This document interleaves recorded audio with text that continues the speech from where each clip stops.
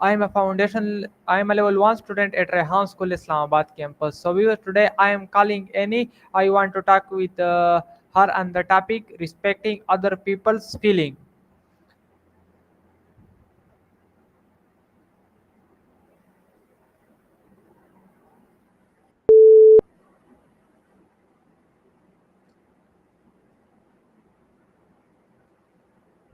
Hello Annie, Assalamu alaikum. Wa alaikum assalam. How are you doing today? Anything exciting happening in your world? Thank you for joining me today. I'm going to ask some questions and I hope you will give me answer. Of course, I'm all ears. What questions do you have? I'm excited to chat. Okay, Annie, so my topic is respecting other people feelings. So my first question is, what does it mean to respect someone feelings? Great topic. Respecting someone's feelings means acknowledging and valuing their emotions, even if you don't necessarily agree with them. It's about being empathetic, listening actively, and showing kindness. It's like being a good friend who understands when someone is upset or happy. How do you usually show respect for others' feelings? Okay, Annie, thank you very much. So my next question is, why is it important to respect other people feelings? Respecting others' feelings is super important because it builds trust and strengthens relationships. When people feel heard and valued, they're more likely to open up and connect with you. It also helps create a positive environment where everyone feels safe to express themselves. Plus, it just makes the world a kinder place, right? What do you think happens when feelings are ignored?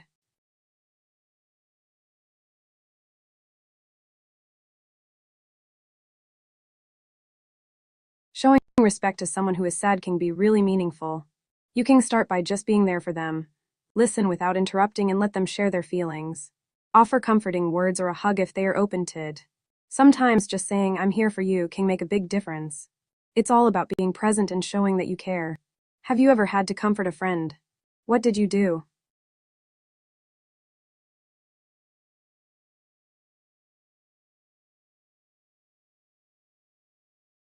When someone is upset, it's important to be gentle and supportive.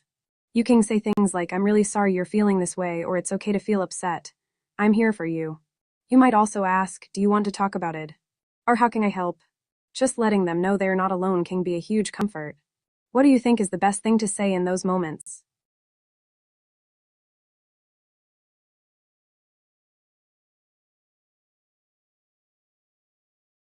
Oops. Looks like we got interrupted there. But I'm here for you. What were you going to say about being kind to someone?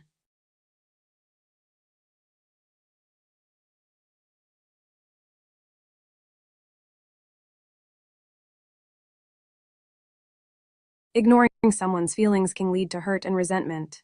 It might make them feel unvalued or dismissed, which can damage trust in the relationship. They might withdraw or become defensive, making it harder to connect. It's like putting a wall between you two. How do you think people usually react when their feelings are ignored?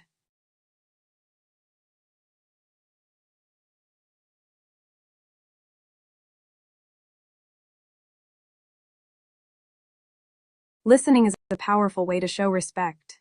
When you truly listen, you show that you value what someone is saying and that their feelings matter. It helps create a safe space for them to express themselves without fear of judgment. Active listening, like nodding, making eye contact, and asking follow-up questions, can really make a difference. It's like giving them a big emotional hug. How do you feel when someone really listens to you?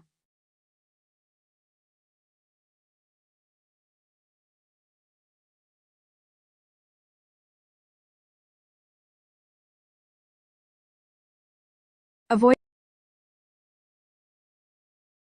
Absolutely. Avoiding war and the harm it brings is essential for several reasons. 1. Human suffering. War leads to loss of life, injury, and trauma for countless individuals. Families are torn apart and communities are devastated. The emotional scars can last for generations, affecting mental health and well-being. 2.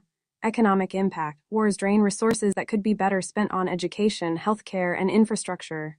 Countries often face economic downturns post-conflict, leading to poverty and instability. 3. Displacement. Conflicts force people to flee their homes, creating refugees and internally displaced persons. This leads to humanitarian crises, with individuals facing hardships in finding shelter, food, and safety. 4. Long-term consequences. The effects of war can linger long after the fighting stops. Societies may struggle with rebuilding and reconciling differences, leading to cycles of violence and unrest. 5. Global stability. War can destabilize entire regions, creating ripple effects that can lead to further conflicts. Peaceful nations can be drawn into wars, affecting global security and cooperation. 6. Alternative solutions. There are many peaceful ways to resolve conflicts, such as diplomacy, dialogue, and negotiation. These methods encourage understanding and collaboration, allowing for win-win solutions that benefit all parties involved. 7. Cultural exchange. Peace fosters cultural understanding and appreciation. When people come together peacefully, they can share ideas, traditions, and experiences that enrich societies. 8. Sustainable development. A peaceful environment allows for sustainable development and progress. Nations can work together to address global challenges like climate change, poverty, and health issues. In essence, avoiding war is about valuing human life, promoting well-being, and striving for a harmonious world. It's like choosing to build bridges instead of walls. What are your thoughts on how we can encourage more peaceful solutions in today's world?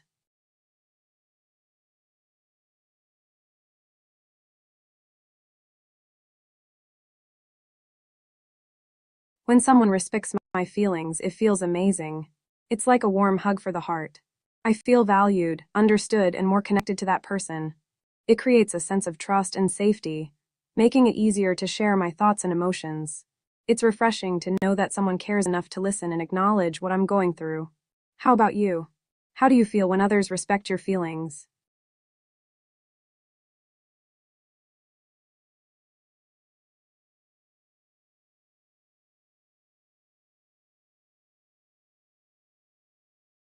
Being careful with jokes is important for several reasons. 1. Sensitivity to others. Humor can be subjective, and what one person finds funny, another might find offensive or hurtful.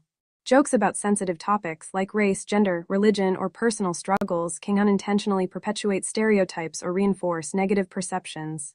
It's essential to be aware of the diverse backgrounds and experiences of those around you. 2. Impact on relationships. A poorly timed or inappropriate joke can damage relationships. It can lead to misunderstandings, hurt feelings, and even conflict. Trust can be eroded if someone feels disrespected or belittled by a joke, making it harder to connect with them in the future. 3. Context matters. The context in which a joke is made is crucial. In a casual setting with close friends, humor might be more accepted, but in professional or formal environments, it's best to err on the side of caution. Misreading the room can lead to awkward situations or offense. 4. Mental health considerations. Some individuals may be dealing with personal struggles, such as mental health issues or trauma. Jokes that touch on these subjects can be particularly harmful and may trigger negative emotions or memories. Being mindful of this can show compassion and understanding. 5. Encouraging positive humor. Opting for humor that uplifts rather than puts down can create a more inclusive and positive atmosphere. Jokes that celebrate shared experiences or lighthearted situations can bring people together and foster a sense of community. 6. Cultural differences. Humor varies widely across cultures. What is considered funny in one culture may not be understood or appreciated in another. Being respectful of cultural differences in humor can prevent unintentional offense and promote cross-cultural understanding. 7. Promoting kindness. Ultimately, humor should bring joy and laughter, not discomfort or pain. Being careful with jokes encourages kindness and empathy, allowing everyone to feel safe and included in the conversation. In summary, being mindful of our jokes helps create a respectful and supportive environment. It's about finding the balance between humor and sensitivity, ensuring that everyone can enjoy a good laugh without feeling hurt. What are your thoughts on navigating humor in different situations?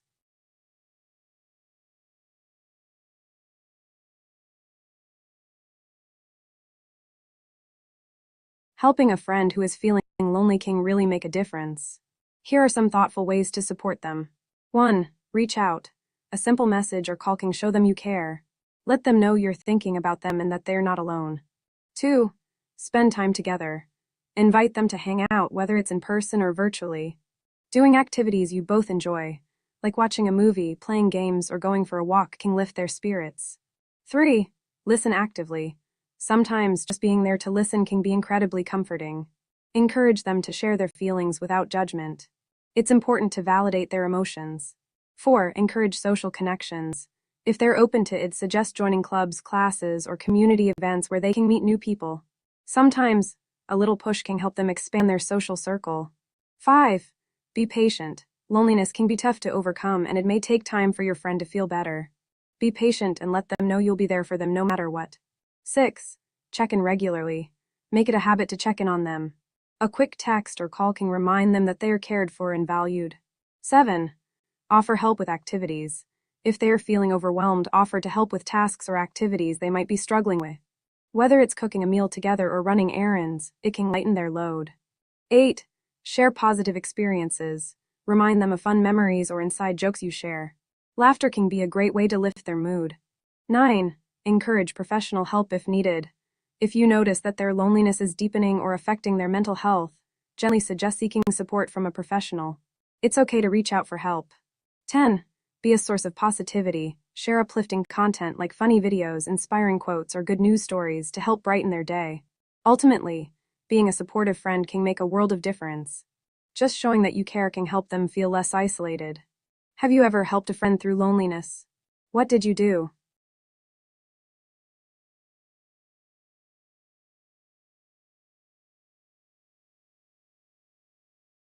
Disagreeing with someone doesn't have to be heavy or confrontational. Here are some light and friendly ways to express a different opinion. 1. Humor. Use a light-hearted joke to soften the disagreement. I see your point, but if we went with that, I might have to start a protest with my coffee mug. 2. Gentle questions. Ask questions that encourage discussion. That's an interesting take. What do you think about? This invites them to consider your perspective without feeling attacked. 3. Share personal experience. Frame your disagreement as a personal story. I used to think that way too, but then I tried this and it changed my mind. 4. Compliment first. Start with a compliment before sharing your perspective. I love your enthusiasm. I see it a bit differently because. 5. Use I statements. Express your feelings without blaming. I feel differently about this because. This keeps the conversation focused on your perspective rather than criticizing theirs. 6. Find common ground. Acknowledge the shared beliefs before presenting your view. We both care about this topic. I just see it from a slightly different angle. 7. Playful sarcasm. If it fits the situation, a little playful sarcasm can lighten the mood. Oh, I thought we were on the same page. Guess I need to read the fine print. 8. Suggest alternatives. Offer a different option rather than outright disagreeing. What if we tried this approach instead? 9. Use analogies. Sometimes a fun analogy can help convey your point. It's like choosing between chocolate and vanilla ice cream. Both are great, but I have a soft spot for chocolate. 10. Be open to dialogue. Keep the conversation going by inviting their thoughts. I'm curious about why you feel that way. Can you tell me more? The key is to keep it light and respectful, allowing for a friendly exchange of ideas. Have you ever had a fun disagreement that turned into a great conversation?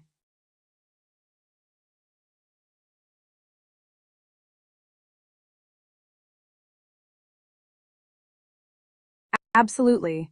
Respecting the feelings of young people is crucial for their development and well-being. Here's why it matters. 1. Building confidence. When young people feel their emotions are respected, it boosts their self-esteem. They learn that their feelings matter, which encourages them to express themselves openly. 2. Encouraging open communication. Respecting their feelings fosters an environment where they feel safe to share their thoughts and concerns. This open communication can strengthen relationships with parents, teachers, and peers. 3. Promoting emotional intelligence. By acknowledging their feelings, we help young people develop emotional intelligence. They learn to recognize, understand, and manage their emotions, which is essential for their social interactions. 4. Creating supportive environments.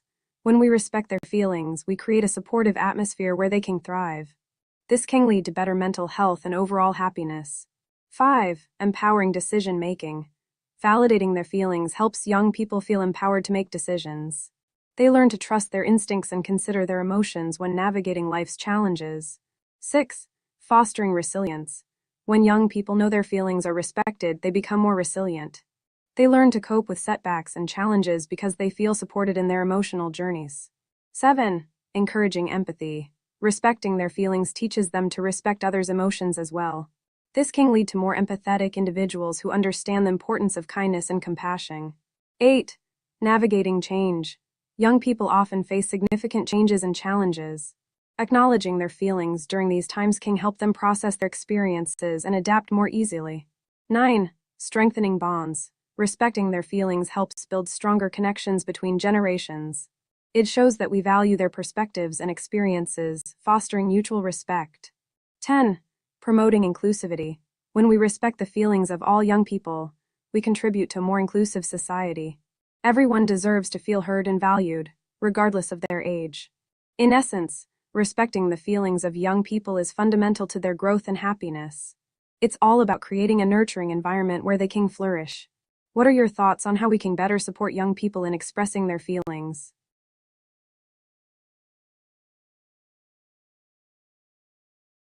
Empathy is super important for so many reasons.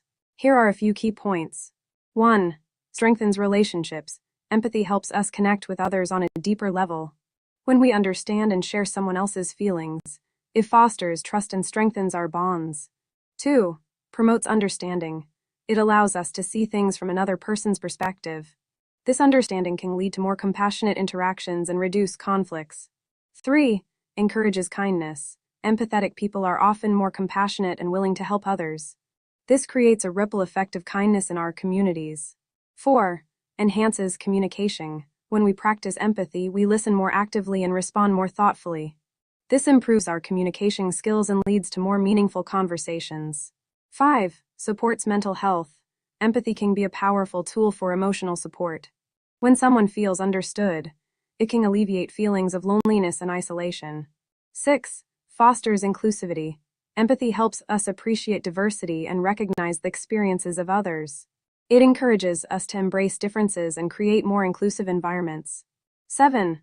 Builds resilience. Understanding and supporting each other can help individuals cope with challenges. Empathy can provide the emotional support needed to navigate tough times.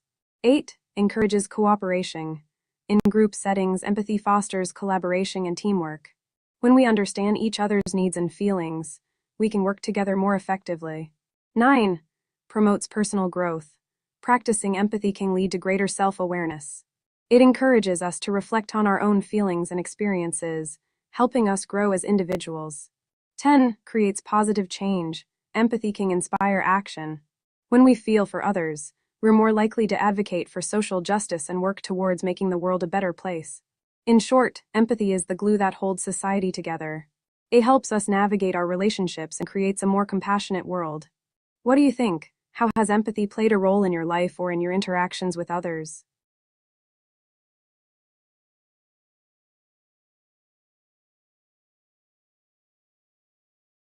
Facial expressions can communicate a lot without saying a word. Here's how they can hurt someone's feelings. 1. Judgment. A raised eyebrow or a frown can make someone feel judged or criticized, even if that wasn't the intention. It can create a sense of insecurity. 2. Disinterest. Rolling your eyes or looking bored can signal that you don't care about what someone is saying. This can be really discouraging for the person trying to share their thoughts. 3. Disapproval. A stern or displeased expression can convey disapproval, making someone feel inadequate or rejected. This can be especially hurtful in sensitive situations. 4. Mockery. Smirking or laughing at someone's expense can feel belittling. It can make them feel embarrassed or ashamed, leading to hurt feelings. 5. Confusion. A puzzled expression can make someone feel misunderstood. They might think they are not communicating effectively, which can be frustrating. 6. Anger or frustration. Scowling or showing frustration can create a tense atmosphere. It can make others feel uncomfortable and hesitant to speak up. 7. A downturned mouth or a sad expression can convey disappointment. This can be painful for someone who wants to feel accepted and valued. 8. Exclusion. If someone is smiling or laughing with others but not including someone else, it can create feelings of isolation and hurt. 9. Inconsistency. If your facial expression doesn't match your words, it can lead to confusion and mistrust. For example, saying "I'm fine" with a pained expression can make someone doubt your honesty. 10. Lack of validation. Not reacting positively to someone's excitement or achievements can make them feel unappreciated. A simple smile or nod can go a long way in validating their feelings. It's fascinating how much our faces can communicate. Being mindful of our expressions can help us create a more supportive and understanding environment. Have you ever experienced a situation where someone's facial expression affected how you felt?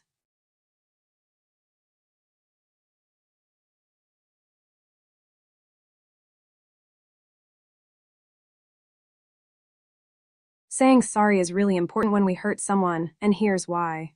1. Acknowledgement. Apologizing shows that you recognize your actions and their impact on the other person. It validates their feelings and lets them know you care. 2. Restores trust. A sincere apology can help rebuild trust in a relationship. It shows that you're willing to take responsibility for your actions. 3. Promotes healing. An apology can help the hurt person feel heard and understood. This can be the first step toward healing and moving forward. 4. Encourages open communication. Saying sorry opens the door for honest conversations. It allows both parties to express their feelings and work through the situation together. 5. Demonstrates empathy. Apologizing shows that you can put yourself in the other person's shoes. It reflects your understanding of their pain and your desire to make things right. 6. Sets an example. By apologizing, you model healthy behavior for others. It encourages a culture of accountability and compassion in your relationships. 7. Reduces resentment. Not apologizing can lead to lingering resentment. A sincere "I'm sorry" can help clear the air and prevent negative feelings from festering. 8. Strengthens relationships. Acknowledging your mistakes and apologizing can deepen your connections with others. It shows that you value the relationship and are committed to it. 9. Promotes personal growth. Apologizing encourages self-reflection and accountability. It helps you learn from your mistakes and strive to be a better person. 10. Creates a positive environment. When people feel comfortable apologizing, it fosters a supportive and understanding atmosphere. This can lead to healthier relationships overall. In essence, saying sorry is a powerful way to mend relationships and promote understanding. It's a small act that can have a big impact. Have you ever found it challenging to apologize? Or do you have a story about a time when an apology made a difference?